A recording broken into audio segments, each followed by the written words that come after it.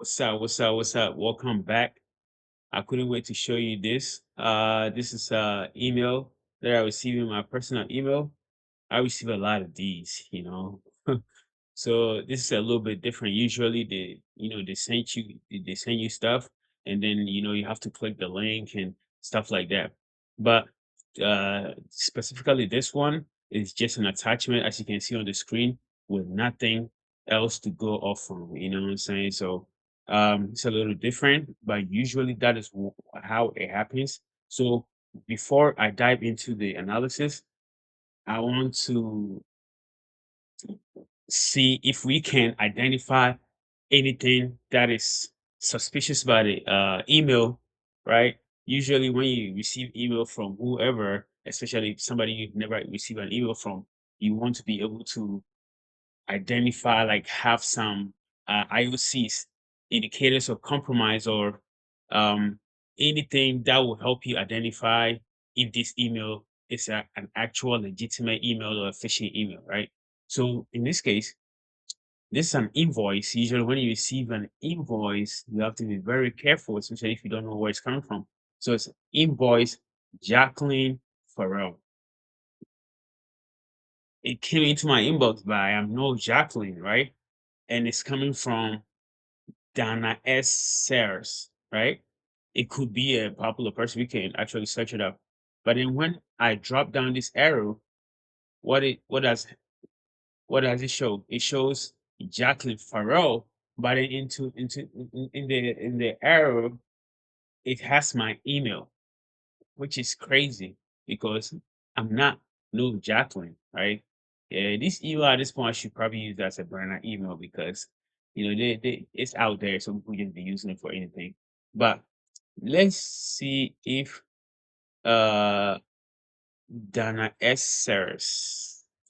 Dana S. Sears. Let me see if it's somebody popular. We gotta go through this. So, anyways, we don't have a lot of stuff to go off of right now. So this is in the VM. Usually you receive this and you obviously will click on this to kind of open the email, the PDF. But because we have, tools to analyze these in the sandbox, we're going to use that. But before that, to get a full overview of where the email came from and all of that, we are going to analyze the headers of the email, right? So first of all, I will download the email. It is downloading, and I will also try to open it because this is the VM, so I don't really mind that much. But I will open it to see because sometimes you could click on it. But before anything, let's just go to the headers. You go there, you click view raw message, and once you click that, it will take you to the raw message, right? This will help you trace the email. It will tell you the sender, the recipient, the subject, just what we saw about more and stuff, and also we'll figure out if it had uh any URLs in it. Usually the URL will be in the href. So href, you don't have no URLs. This is strictly the the document, right? So in this case, we go we have the recipient. It started from here. They use a legitimate Google server, so it was received from 20953 Google server, and then received by the Google Mail server, and then we see another receive here as well, Google Mail server, and then another receipt from here, and then now finally you know it came to it came to me. These are all legitimate Google artifacts, so we're not going to do anything about it. And then we also see there is the email authentications, DKIM, SPF, and DMARC. They all pass, obviously, because they are coming from the Google server, and because it's a Gmail address, right? You can just block Gmail. Um, but the return path of the front person is Daiwan treason at 296 at gmail.com, right? You're going to also run this in an MX2 box for you so you can see it better. But I like to, go over this so I kind of have the memory of how to analyze it if we don't have any other tool to use for analysis, right? So uh you can see where is it? Yeah, so you can see the date, the message ID, the subject, and then Jacqueline, right? So I'm going to copy this. Let me copy all of this, and then we are going to go to MS Toolbox. It's for used for email header analysis. The headers are basically all the artifacts that are involved in it, So when you come here, it gives you a more cleaner look than what we were looking at, right? But if you want a cleaner look too, you can put this in Node++. But I don't want to keep opening stuff like that. But right here it tells you, it passed SPF and DKIM and stuff. We don't have anything set up for this, so um, DMARC is not enabled, but all of these are good. So here it gives you like a proper way, like an easier on the eye way to figure things out, right? So here we can see the content, we can see uh uh Jacqueline, this is me, but it's not me. Invoice, we see the message ID, you see it's from this person that I want interesting. Um and then we have a whole bunch of other stuff, right? Then the actual headers if you want to, but this looks a lot more cleaner as well. But usually I like to see some URL, which is fun for me to analyze to see where we're going. But since you don't have an URL, we don't have a URL, we are going to kind of click on that PDF file. Because this usually, if it's something malicious, which I think this is, no matter what it is, you can click on it and it will open and it will try to reach out to a link, right? So this is the PDF and we can look at it. I downloaded it. I don't know if it did download. Let me see. Go to downloads. It looks like it did not. So let us see.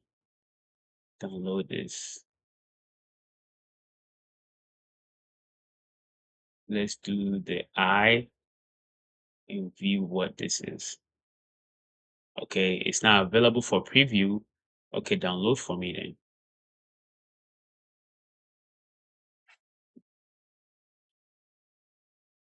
It's probably being blocked by something, but I found a way. Okay, shout outs to AI.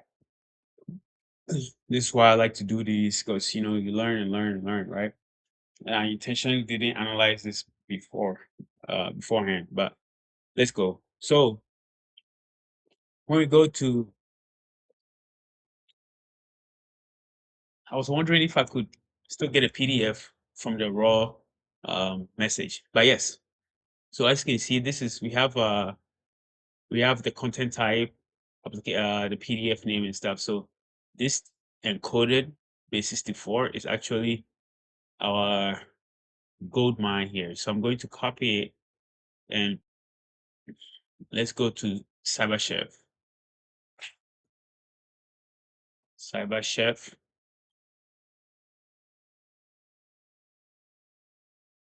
Yeah, look different. I don't know. Um, CyberChef is a great open source tool. Everybody should get to know about it if you don't already know. It can help you define IPs and URLs.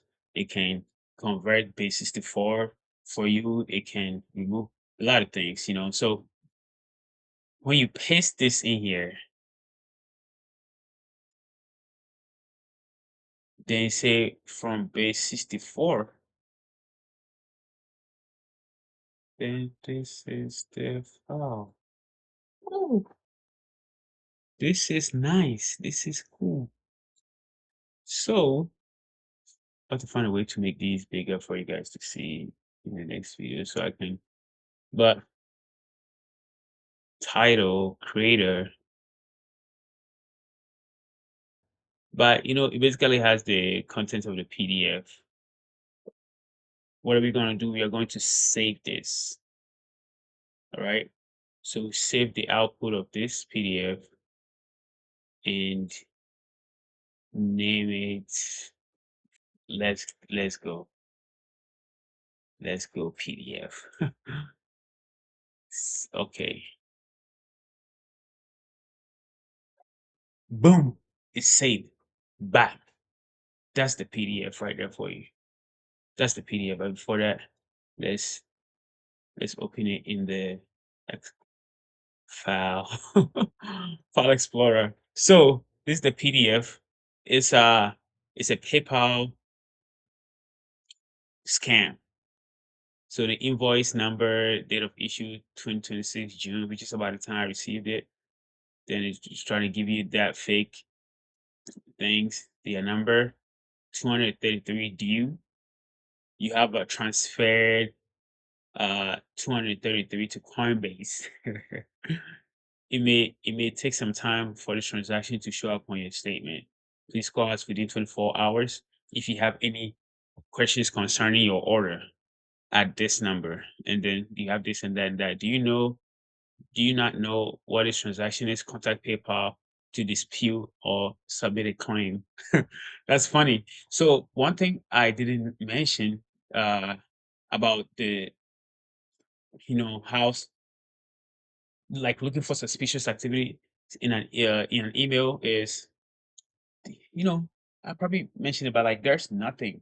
There's no address. Hey, what do you? There's no description of what's going on. You see a random PDF, you just don't want to click it. You just don't want to click a random PDF, even if there's descriptions and you don't recognize the sender, you just don't, you know, proceed to click it and all of the other stuff. But in this case, the somebody just send you a PDF without any surrounding details, right? Okay. So we do have this. I wanted more, but it looks like there may not be more. I'm about to let me also open this. Okay, so we have this. Let's open it. If it does anything, same thing, same thing. Hmm. uh, So for the time being, let me close this out, and I'm going to use PE Studio to see if I can get any interesting thing for me.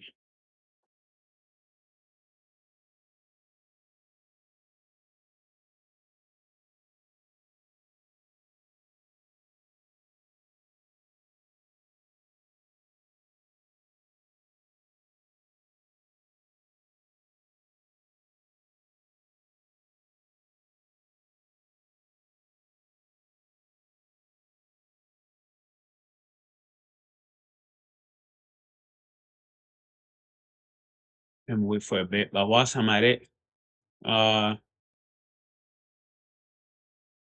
give me the hash. Actually, let me get this hash and see if I can uh find anything for our story. Probably not, but why not? Nothing, no problem.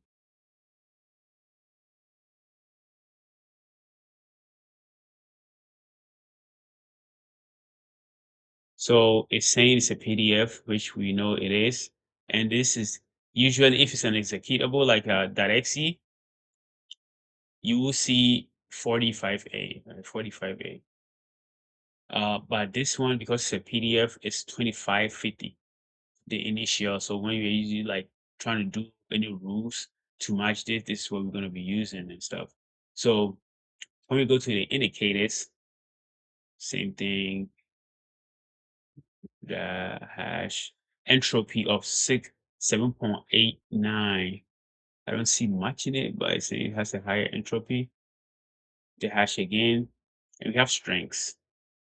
you have string. So you have string, you have the creation date, you have this. Let me see if I can find anything valuable.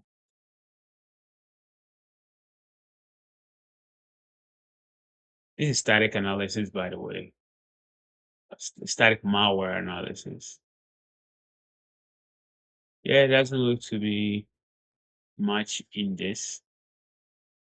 Everyone. Actually, why not let's call them, right? I have a Google number. I have a Google voice number. Let's see if we will have any success from them. So the number is 805 80 805 815 7665 7665. You have dialed is not in service. If you feel you've received this message in error, please hang up and try your call again later. Message NV13056. Sometimes though the number has been deactivated because it's been reported or something. Please hang up. I received this in June 22nd, so it could not be in service. But you know what we can do again? We are going to go. We are going to do. What we're gonna do? We're gonna check what this is. It's probably an internet number. All right. So now look, I said two possible matches. This phone number is associated with multiple individuals. California. Obviously, they want me to pay, so they show me everything, which I'm not going to do. But before, it could tell you if it's a IP line and all of the other secret stuff. But you know, whatever. But I don't want to make this too long. But you get what I mean. So basically, you in this case, I think you call them. So here, they're really just trying to like make it look like you sent $231 to Coinbase, and now they are letting you know because this is the invoice, right? Because it says, "Dear customer," it didn't even say your name. PayPal will definitely put your name if it was actual PayPal, right? And so it says, "Dear customer," and stuff. So you say, "Oh no, I didn't say anything to Coinbase," and blah blah blah. Then the whatever tactic they have going on, they will use this to dupe you off your money, and that's why uh this number is not live right now. Let me see this address.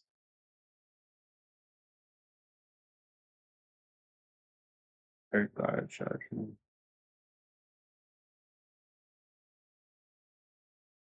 Without for PayPal. It's actually looks like PayPal. Obviously, they have to make it look legitimate.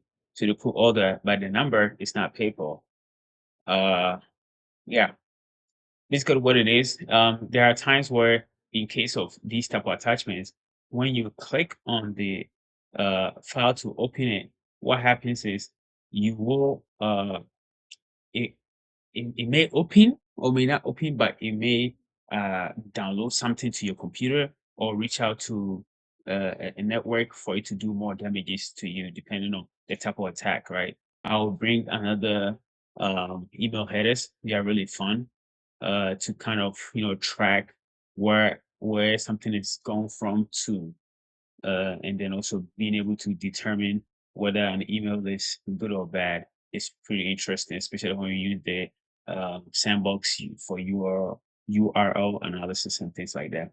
But this is all I have for today. Hopefully, it was fun. It's fun. I hope it did more, but it did not. But so we're just gonna take it like that. Peace out.